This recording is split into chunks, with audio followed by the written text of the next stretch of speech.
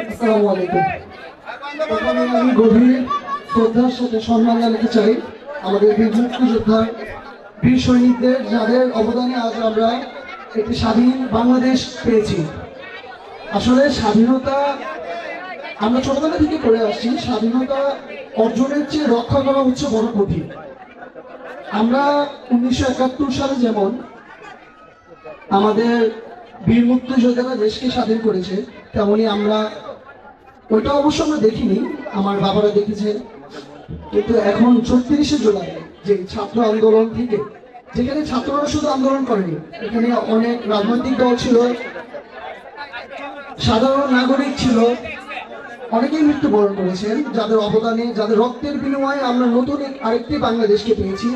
17 বছরের যে স্বৈরাচারী সরকার ছিল, তাকে আমরা দেশ থেকে ত্যাগ করতে বাধিত করেছি।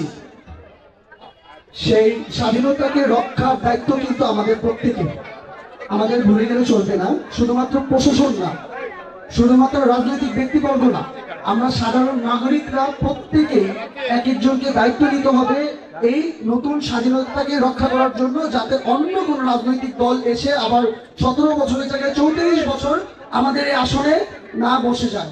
আমরা আবার সেই স্বৈরাচার শাসকের সরকারের হাতে যাতে আমাদের দেশকে না দেয়, সেই জায়গায় আমাদের সকলকে খেয়াল রাখতে হবে। আমরা দেখতেছি যে আমাদের বিএনপির অনেক প্যানেল তৈরি হয়ে গেছে। আমাদের সম্মানিত হামিদুর রহমান হামিদ সাহেব চাচ্চু, উনি প্রথম থেকে যখনই ওনার কাছে যাই, আমাদের ছাত্র আন্দোলনের সকল ছাত্রছাত্রীরা, যে কোনো শহীদ পরিবার, অনেক জায়গায় উনি অনেক কিছু দিয়েছেন।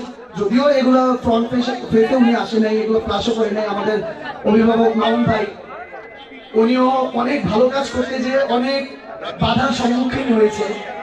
তো এগুলো কিন্তু এখন কিন্তু আওয়ামী লীগ নাই, আমরা আওয়ামী লীগকে দোষ করতে পারবো না যে এগুলো আওয়ামী লীগ বাধা দিচ্ছে। এগুলো বিএনপির কিছু সুবিধাবাদী লোক আছে যারা এইসব এইসব ভালো কাজে বাধা দিয়ে নিজে ফ্রন্ট পেজে আসতে চায়।